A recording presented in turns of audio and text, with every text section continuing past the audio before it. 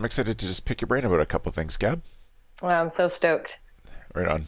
So we're thinking about what are the good questions to ask? How do we, how can we get some stuff that's really valuable to folks? And I'm really interested in the personal story. We all know that you're at camp because you grew up there and you have a strong family tie.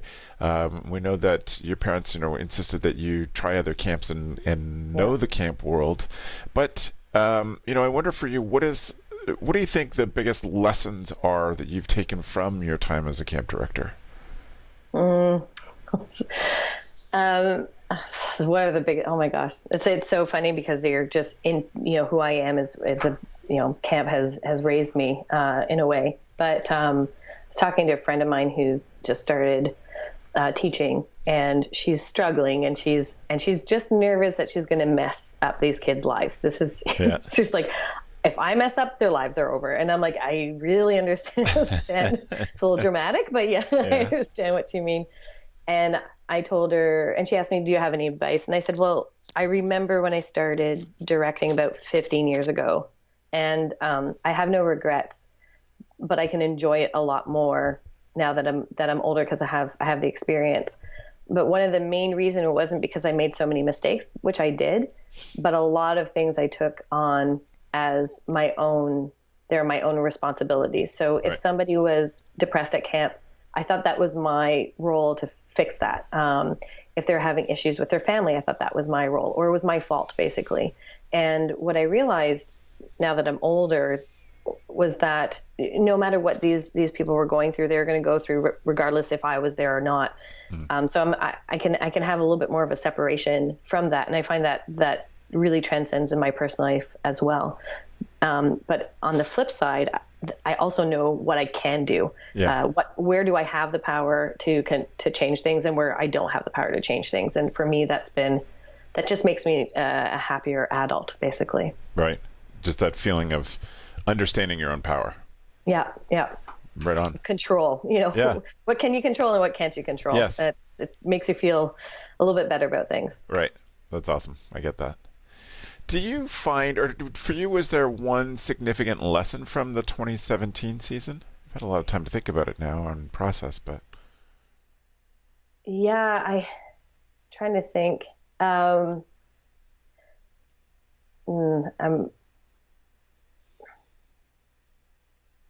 think I'm one of the things that I've realized is that truly when you plant a seed, things will grow from it. And over the past years, one of the things I've really wanted is for staff to take initiative. And we know that to take initiative is that you have to give them the space to feel free to take that initiative. And this year I planted a couple of seeds, and they just came into projects that I didn't have any role in.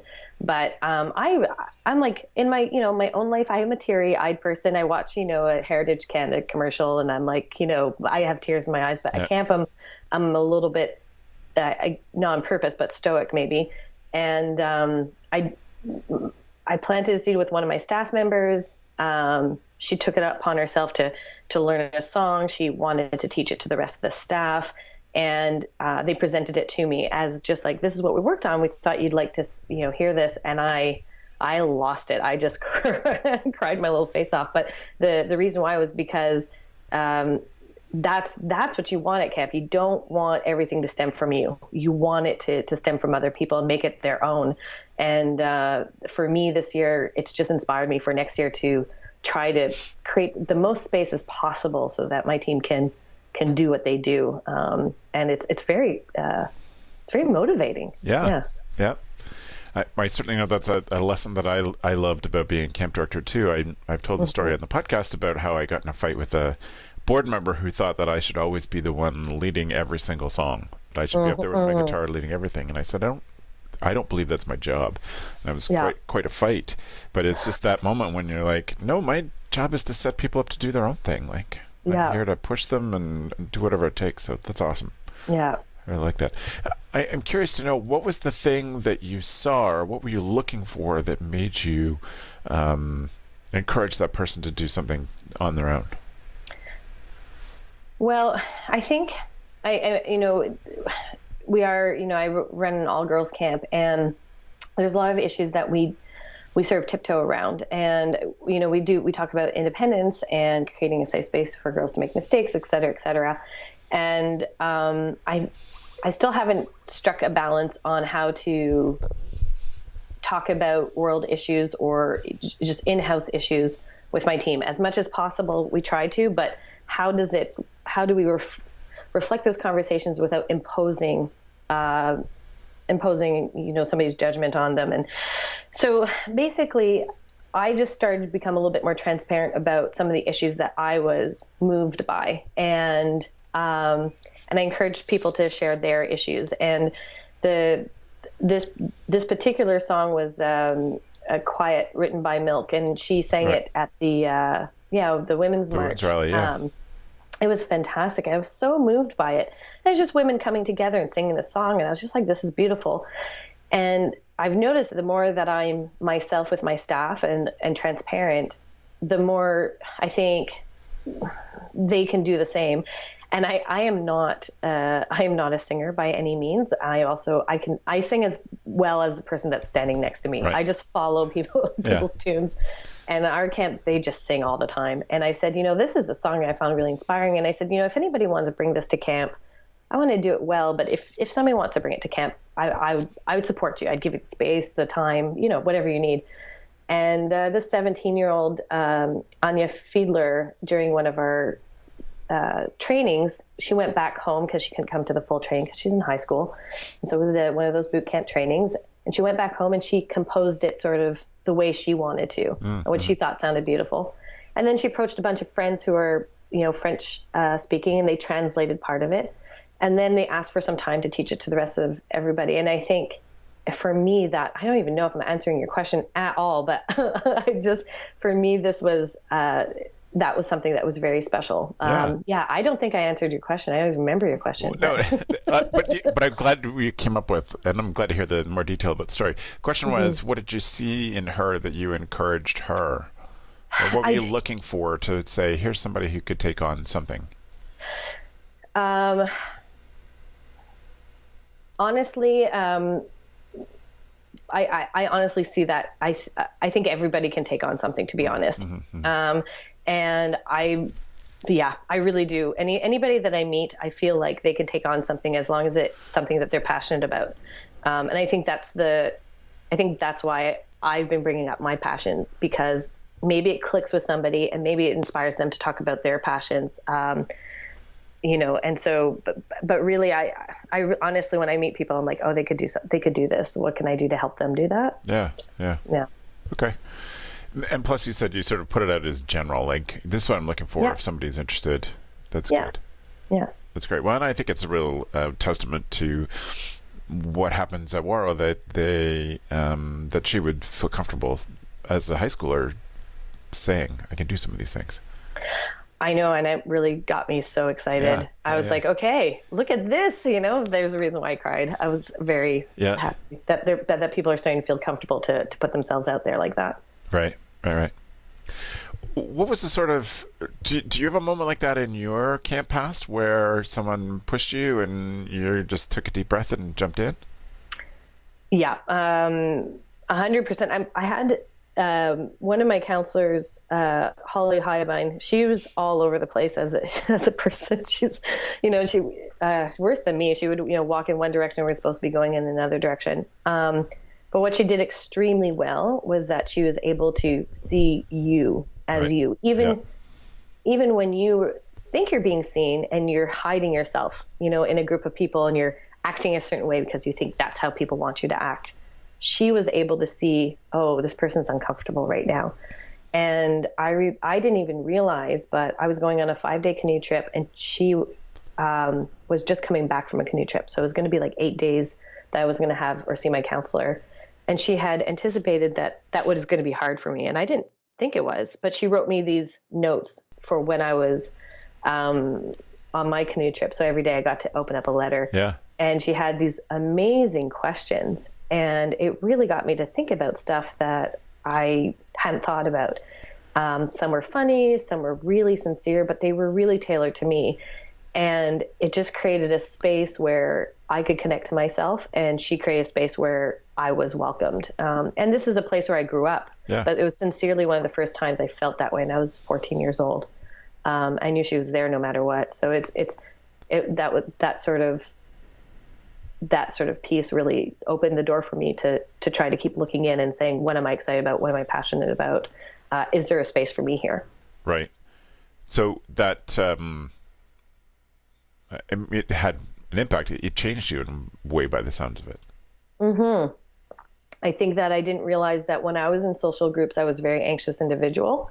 I think I have the skill set to be social, but I'm actually shy and awkward. And she sort of like labeled that for me. And I think that it just taught me that I was allowed to feel what I wanted to feel at certain times, and I didn't have to be perfect, and et cetera, et cetera. Yeah. And she certainly wasn't. That was what was beautiful about Holly. She was quite goofy and all over the place. And that was such a great role model for me, because a lot of the staff at War, to me, represent perfection. Yeah. And she just did it, but in the most beautiful of ways. Right. Yeah. Wow, that's so great. What was her name again? Holly Highbine. Holly? Yeah. Very cool. Yeah. What part of your job, Gab, do you think your creativity best shows through? Problem solving. Yeah. That's my favorite. That's my favorite piece. Yeah. Problem solving in the two sense of when there is an issue, how to shift things, but also looking at patterns and we know something's going to happen. So we know that, not all 17-year-olds can come to our staff training. We know that they miss out on the team dynamics. This is a pattern. What can we do to not only make it great for these staff members, but actually really beneficial for them and for the rest of the team? That's something I thrive. I love emergency situations, and I love looking at patterns and then saying, haha, we can do it much better than we did the year before. And I just love that stuff. Right. What are some big or small problems you were able to solve this year with that skill? I think that our leadership team was a little bit smaller than other years, but that was me making sure that we had the right people on that team. And I think that comes with also patterns and looking at, you don't just put people in places because you need those spots, and how can we divvy up our jobs. I think also trying to get more people involved in everyday tasks. So I feel I hired the right person to train potential other leadership team members in different tasks. Yeah. And that I find really exciting, but you need the right person to do that. And it has to be really clear on how to do that. But this year we had pretty much, I think it was about 5 people that had a real solid glimpse and opportunity to do certain tasks on leadership team that weren't on leadership team. Yeah. And out of those 5, I think almost everybody's applying to be on leadership team. And that's, of course, is a long-term goal. But it's just putting in these, it's not changing your entire program. It's just shifting things a little bit so that it makes sense, to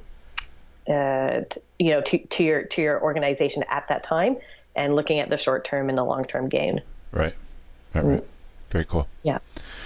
So in your tenure as camp director, what's something that you've changed your mind about?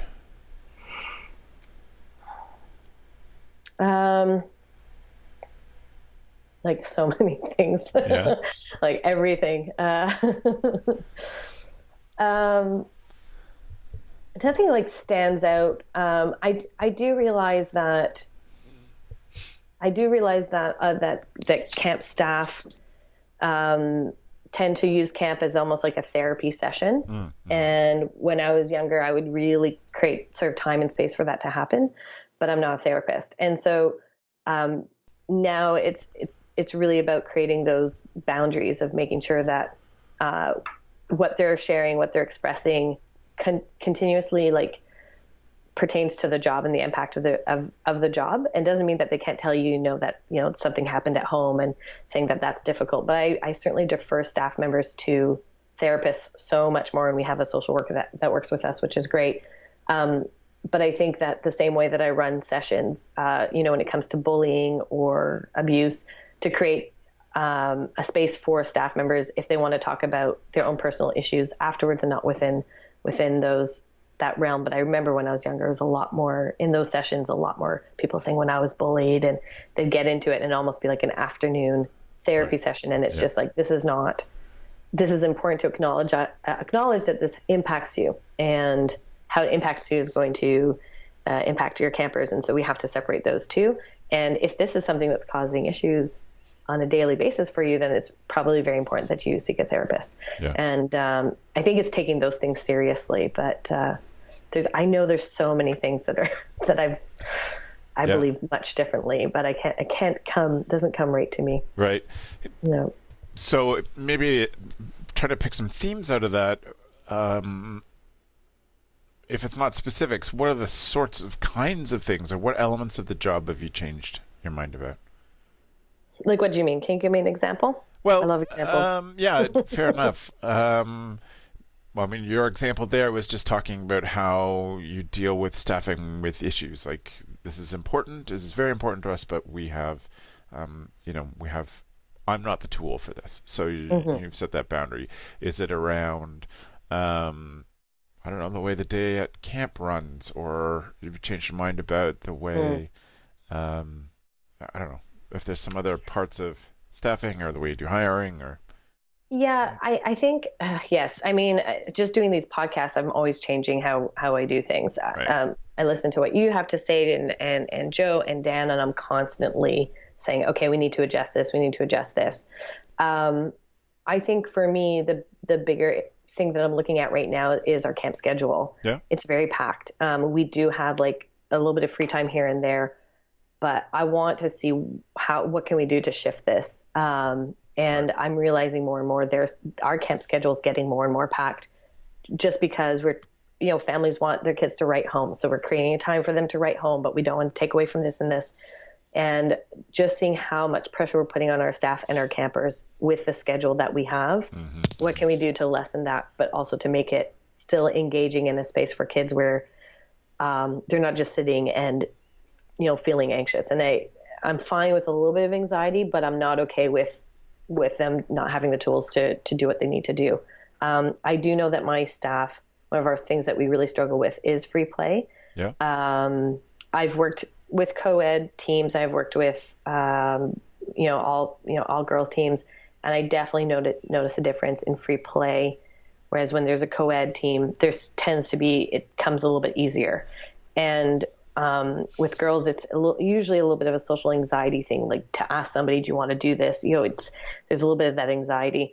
So it's how do I equip my staff better?